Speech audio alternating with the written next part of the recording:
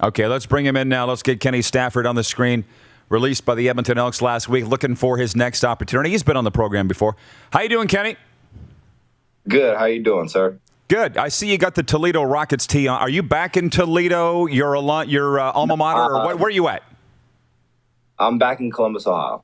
Oh, in Columbus. Okay, well, I just want to say, you're in the C-Bus. Well, the RP show and Game Plus TV is available all across the state of Ohio, as you know, Darren, on the Buckeye cable carrier. I just want to tell the viewers down there. So, Kenny, how's your week been since that release in Edmonton? It's been good, honestly.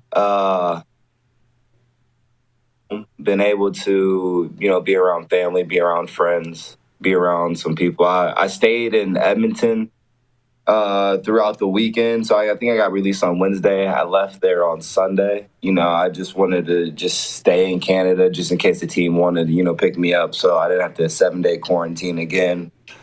So we reached out to some teams. Teams wanted to see what they had, see what they wanted after their scrimmages and final cuts, see if anyone got hurt. So I came home and my head coach from my high school reached out to me already, signed a contract for me to start coaching. So I had my first day of coaching, Monday? And then we had our first, my first day of practice Tuesday. And today we got another practice. So just getting acclimated, being back home. But I'm okay. Mentally, I'm okay. The first couple of days were rough because, you're kind of confused, you're kind of upset. But other than that, you've been cut before. So you just go back to the groundwork.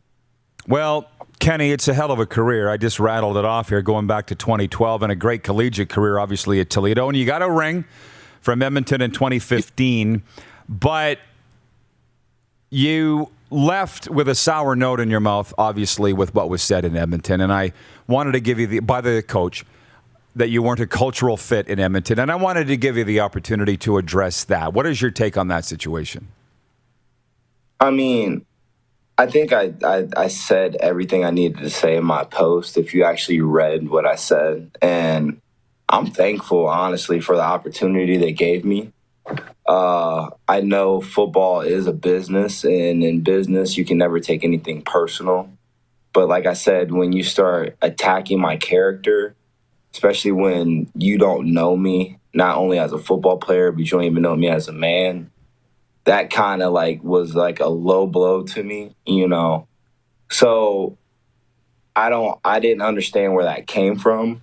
Hopefully it was just I know I'm a comm major, so I know it maybe in the midst of emotions, maybe he just said that and he didn't really mean that. But at the end of the day, I mean, he's the head coach of that football team. And at the end of the day, it's his team. He's going to want who he wants in the building. And that's kind of all you can really take from it. But I just, like I said, I said my piece in my post just because, a cultural fit, that kind of didn't make sense to me when,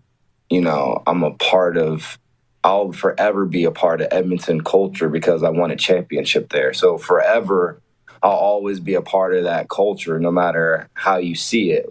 My name is forever, champions live forever. So my name is ingrained in Edmonton forever, Not only what I did on the field, but off the field is I lived there for 3 full seasons. I made Edmonton a home. So people in the community know me. I mean, me training kids there.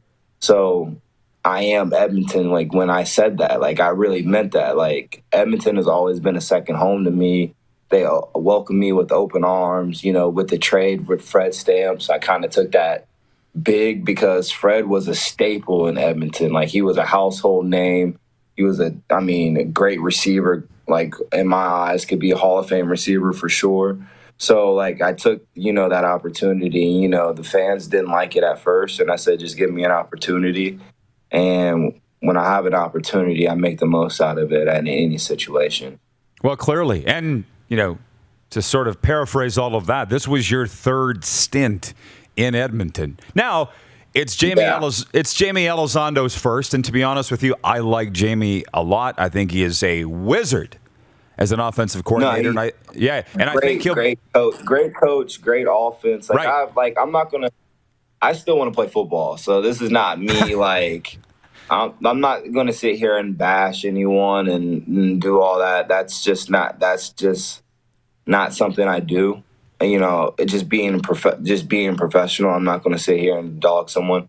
He is a good coach. Like I said, his offense is good. Him and Trevor have a great connection from the Ottawa stint, and they work well with each other. So I just wanted to clear the air because I feel like coaches label a player, and that label carries a lot of weight, and he could possibly damage my next opportunity because now if one coach says he's not a cultural fit, like just think about that. Like you're a first-year head coach and you're labeling a guy saying he's not a cultural fit. And now other coaches are going to be like, wait a minute, this player came and get it right with a first-year head coach. How can he get it with someone that already has an established like culture? Like let's say someone like in Calgary, like where the head coach has been there multiple years, where they have a solid foundation. I've been in Calgary, so I know.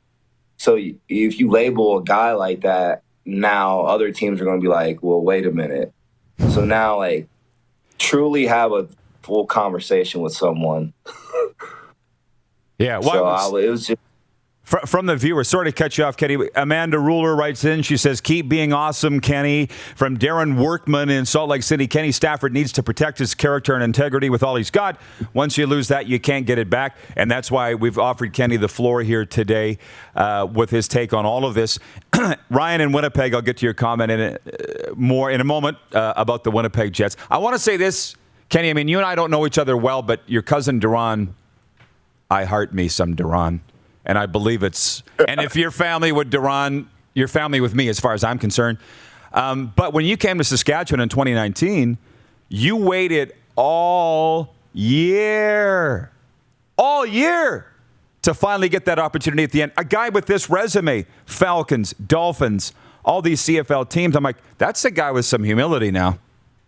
Because you didn't bitch once until you got your opportunity, man. Like, what do you remember about that season? It was humbling because if you look back at it, I'm a top 5 receiver 7 games in when I got traded.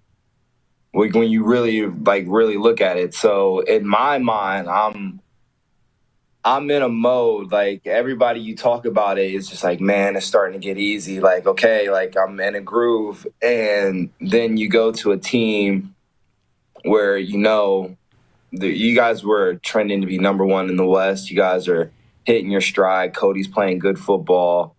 Now I know, like, okay, how can I help this team? And then when you get there, you're like, okay, it's not competition right now because we're in the middle of the season. We're preparing from week to week. Then you realize, okay, I'm not going to get to play unless someone gets hurt. So now you got to take a second back seat because now you're trying to push to get to the starting role, but you can't get there because it's not open competition. We're in game week, and then you're not going to be able to play unless someone gets hurt. So now you're in that mind frame where you have to prepare like you're ready to play, but you're not going to get the opportunity unless someone goes down, and you don't want to wish nothing bad on nobody because now you're starting to be a selfish teammate. So now you got all that rattling. So it was very humbling, but you can ask all those guys from Shaq, Jay Will, Manny, Naaman, Picton, Linnaeus. Like, I was a great teammate. Like, anything I saw, I would try to help the young guys out because I've been in this offense with McAdoo.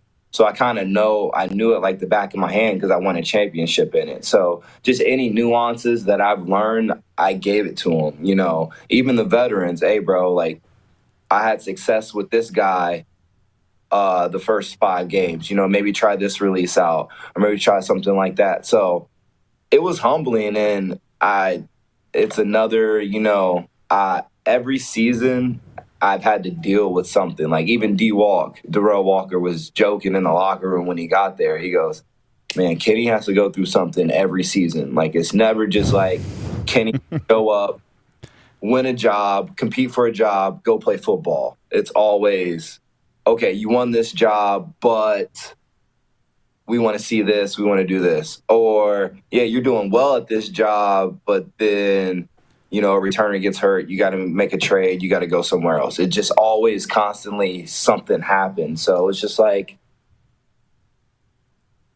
you kind of see the writing on the wall as a veteran, like, when you're going through that, and you're just like, okay, you just want a coach or an organization just to be honest with you from the get-go, like tell you how it is. Like, coach, let me know what my role is so I can do it well. Like in any other profession. Yeah, go ahead. No, producer Clark's telling me that we only got 90 seconds left, so I'm going to have to roll, Kenny. But but just as Corey Chandler would say, in a lot of ways, that's football. Right? You know that. You've been on enough teams, right? But the ones that are straight up with you usually are the winning teams. I guess that's why you won a Grey Cup with Jones, right? You understand that. Jones is straight up with you. William in Lloydminster says, he doesn't sound like a troublemaker, so what's the deal? I'm not opening up a Pandora's box in there. I just wanted to let Kenny, so you could all learn what kind of guy Kenny is. That's why we got him on here today. Well, where'd that comment go from the gentleman in Montreal, Tim Capper? Loved Kenny since I saw him in the Arena League and then with my hometown Alouettes. From Ricky, because I'm a very humble, great interview. Hope Kenny finds a spot somewhere. A lot of support out there. Kenny, listen, keep in touch. If we're here for you and anything that we can help you with, we do got to run. But continued success and thanks for the time today, Kenny. No, thank you, man.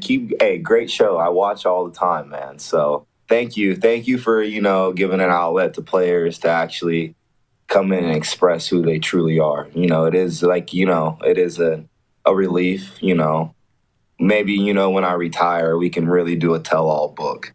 You can get the real stuff. I'd be reading that one. All right. Thank you, Kenny. Appreciate you. Stay safe. For sure. Have a good one. You bet. Kenny Stafford joining us from Columbus, Ohio. C-Bus. You're watching Rod Pedersen On Demand. For more of The Rod Pedersen Show, visit rodpedersen.com or follow Rod Pedersen on social media.